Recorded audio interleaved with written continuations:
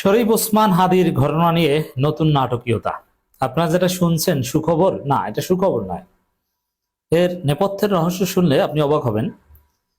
শরীফ ওসমান হাদির হত্যাকারী, সে আলোচিত প্রধান দুই আসামি, সেই শুটার, যাকে নিয়ে এত কিছু, কখনো শোনা যায় যে তিনি বাংলাদেশে আছেন, কখনো ভারত গেছেন, আবার কেউ বলে দুবাই, অনেক কিছুই। কিন্তু শেষ পর্যন্ত একদম চূড়ান্ত সঠিক খবর যে শরীফ ওসমান হাদির সেই হত্যাকারী শুটার, যাকে ধরতে পুরো বাংলাদেশের দাবি ছিল, কিন্তু ইউনূস সরকার ব্যর্থ হয়েছেন। কিন্তু এখন দেখা গেছে যে ভারতে তিনি গ্রেপ্তার হয়েছেন। তো এই খুশিতে ইনকিলাব মঞ্চ রাস্তায় নেমে গেছে। তারা ওসমান হাদির হত্যার বিচার চাচ্ছে এবং অনেকেই বলছে যে এই যাদেরকে গ্রেপ্তার করা হয়েছে তাদেরকে ফিরিয়ে আনা হোক, অনতিবিলম্বে রহস্য উদ্ঘাটন করা হোক, ইত্যাদি ইত্যাদি। আবার ভারত সরকারও তাদেরকে রিমান্ডে নিয়েছে এবং তারা আনুষ্ঠানিকভাবে জানাচ্ছে, এমনকি এক্সট্রাডিশনের ট্রিটিও অলরেডি শুরু হয়ে গেছে, মানে এক্সট্রাডিশনের প্রক্রিয়া, মানে তাকে ফিরিয়ে আনার 14 দিনের রিমান্ড। বাংলাদেশের হত্যাকারী ভারত পুলিশ রিমান্ডে নিয়েছে 14 দিনের এবং খুব দ্রুত ফিরিয়ে দিবে। এই সামগ্রিক যে বিষয়গুলো, এগুলো খুব সুন্দর, দেখতে ভালো, কিন্তু এর পেছনে ভিন্ন উদ্দেশ্য আছে। দেখেন, প্রথম হচ্ছে যে ভারতের আচার আচরণ এখানে সন্দেহজনক মনে হয়। কারণ সাথে সাথে 14 দিনের রিমান্ডে নেওয়া, গুরুত্বপূর্ণ তথ্য উদ্ঘাটন করতে পারবে এই আশা করা, অমুক তমুক ইত্যাদি ইত্যাদি, একটু অতি উৎসাহী মনে হয়। কেন অতি উৎসাহী মনে হয়? অনেক কিছু করতে পারে। প্রথম কথা হচ্ছে স্বাভাবিক হিসাব যে বিএনপি ওসমান হাদিকে ওন করে না, বিএনপি মহাসচিব ওসমান হাদিকে চেনে না। আর ইউনূস সরকার was very serious and sincere যে ওসমান হাদির হত্যাকারীদের বিচার করবে। ইউনূসের ক্লোজ লোক ছিল শরীফ ওসমান হাদি এবং ইউনূসের আবেগ ছিল, ইউনূস সরকারের উপদেষ্টাদের ইমোশন ছিল। সেই ইউনূস সরকারের আমলে গ্রেপ্তার করা গেল না, আর এখন বিএনপি সরকারের আমলে গ্রেপ্তার, একটু অতি উৎসাহ বেশি হয়ে গেল না? এই বেশি হওয়াটাই রহস্যজনক। স্বাভাবিক ছিল যে ভারতে যদি পলাতক থাকে, ভারতের আইন শৃঙ্খলা রক্ষাকারী বাহিনী অত্যন্ত শক্তিশালী। আপনারা ইন্ডিয়ার সিরিয়াল দেখেছেন এক সময়, সিআইডি, ইন্ডিয়ার সিআইডি অতি সূক্ষ্মভাবে যে কোনো আসামিকে কয়েকদিনের মধ্যে ধরতে পারে। সেখানে একজন মোস্ট ওয়ান্টেড আসামি, ইন্টারন্যাশনালি রিনাউন্ড একজন আসামি, তাকে এতদিন ইউনূস সরকার আমলে ধরতে পারলো না, আর এখন ধরেছে, তাও একদম বাংলাদেশের সীমান্ত থেকে। যেখান থেকে ধরেছে ওই এলাকায় আমি অনেক চা খেয়েছি।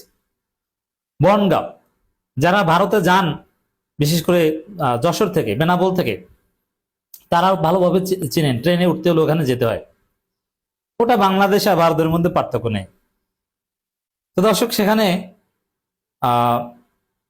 বাংলাদেশের সীমান্তবর্তী জায়গা থেকে গ্রেপ্তার করা হয়েছে, একটু বেশি হয়ে গেল না?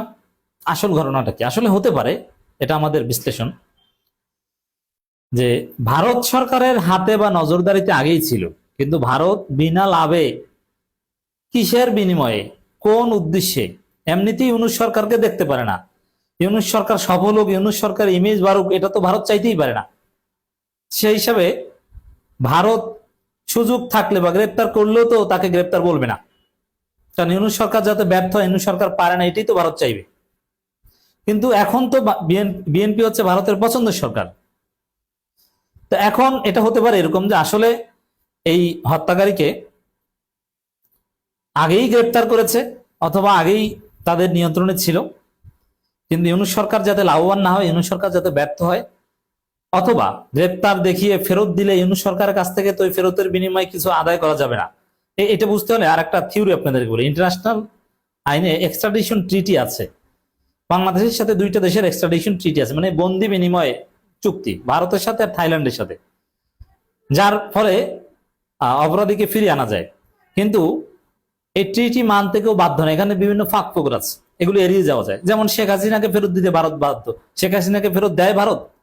আসাদুজ্জামান কামালকে দেয় বা দিবে? কোনো নামগন্ধ আছে? এর মানে এই ট্রিটি কিছুর বিনিময়ে ইমপ্লিমেন্ট করা হয়, মোটা অঙ্কের কোনো কিছুর বিনিময়ে।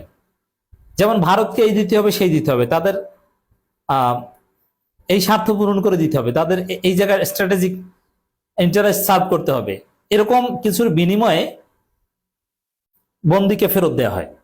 যেমন ভারতের বন্দীও বাংলাদেশে ছিল, তাও বাংলা এমনকি হাসিনাও কোনো না কোনো কিছুর বিনিময়ে ফেরত দিয়েছে। পরেশ বড়ুয়া থেকে অনেকের ঘটনাই আপনারা জানেন।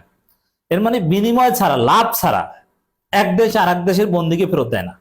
এটা একটা কমন প্র্যাকটিস। এক্সট্রাডিশন ট্রিটি ইমপ্লিমেন্ট যেসব জায়গায় হয়, ট্রিটির আন্ডারে যেসব জায়গায় বন্দী বিনিময় হয়, বিনিময় ছাড়া দেয় না। তোমরা এটা দিও, তাহলে আমরা এটা দিলাম, মানে এটা নিয়ে খেলে। আর foreign policy, international relation, bilateral relation বলে তো স্বার্থের খেলা, কে কতটুকু স্বার্থ আদায় করে নিতে পারে।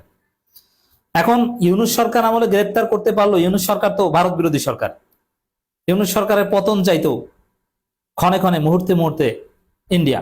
ইউনূস সরকারের বিরুদ্ধে কত প্রোপাগান্ডা, এই যে মব হয়, অমুক হয়, তমুক হয়, সংখ্যালঘু নির্যাতন হয়, এখন সব উদয়, এখন কিছু হয় না, অথচ এখন আগের চাইতে বেশি হয়। মব ইউনূস সরকারের চাইতে এখন বেশি হয়। সংখ্যালঘু নির্যাতন ইউনূসের আমলের চাইতে এখন বেশি হয়। আওয়ামী লীগ নির্যাতন ইউনূস সরকার আমলের চাইতে এখন বেশি হয়। কই কিছু তো বলে না ভারত। যেমন এই যে 7 মার্চের ভাষণ বাজানোতে অনেক আওয়ামী লীগ গ্রেপ্তার হয়েছে, কই ভারতীয় কোনো মিডিয়া টু শব্দ দেখছেন? সবাই চুপ হয়ে গেছে। মানে ইউনূস সরকারের কাছ থেকে তো কোনো কিছু আদায় করা সম্ভব ছিল না। আর ইউনূস সরকার ছিল ইন্টারিম সরকার, যার ফলে ইচ্ছাকৃতভাবে ভারত ওসমান হাদির হত্যাকারীদের গ্রেপ্তার করেনি, বা গ্রেপ্তার করলো সেটা বলেনি।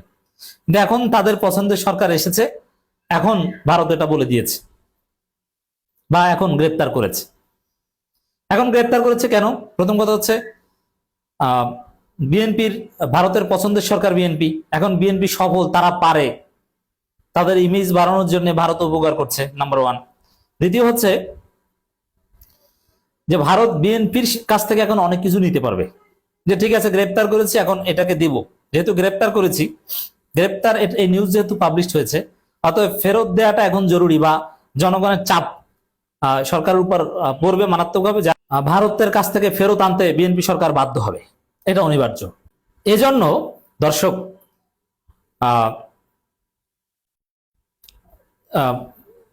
বিএনপি ফেরত আনবে, এবং এই ফেরতের বিনিময়ে ভারত অনেক কিছু আদায় করে নিবে। তাদের যা দরকার, যা চায়, মংলা বন্দর পরিচালনা দরকার, ঠিক আছে বিএনপি দিয়ে দিবে। আবার আওয়ামী লীগের সাথে করা চুক্তিগুলো যেন বাতিল না করে, বিদ্যুৎ কেন তাদের কাছ থেকে, মানে ভারত যা চায়, ভারতের যে ইন্টারেস্ট, এই সুযোগে অনেক কিছু বিএনপির কাছ থেকে নিয়ে নিতে পারবে। মানে এটা একটা বিনিময়, আপনি একটা গুপ্তধন পেয়েছেন, এটা এখন বিক্রি করবেন। তো শরীফ ওসমান হাদির হত্যাকারীকে ওরা এখন ধরিয়েছে যাতে বিএনপির সাথে ডিল করতে পারে। এটা হলো যে আসল ঘটনা, নইলে এটা ইউনূসের আমলে গ্রেপ্তার হওয়া খুব ইজিয়েস্ট ছিল। এটা নাটক, নাম্বার 1। দ্বিতীয় হচ্ছে, এখন এই রহস্য উদ্ঘাটন বিএনপি তাদের নিজেদের মতো করে করতে পারবে। কিসের ন্যায় বিচার? ওটা বিএনপি যেভাবে মামলা সাজাতে, যাদেরকে দায়ী করতে চায় তাদেরকে দায়ী করে দিবে। বিএনপির প্রতিপক্ষ বা অন্তর্বর্তীকালীন সরকারের যারা বিএনপি শত্রু ছিল, তাদের কাউকে ফাঁসিয়ে দিলেও দিতে পারে। এটা নিয়ে বিএনপি এখন রাজনীতি করতে পারবে। ইউনূস সরকার আমলে ফেরত আনলে তো বিএনপির পছন্দের মতো এটা করতে পারতো না। এটি হচ্ছে হিসাব খেলা।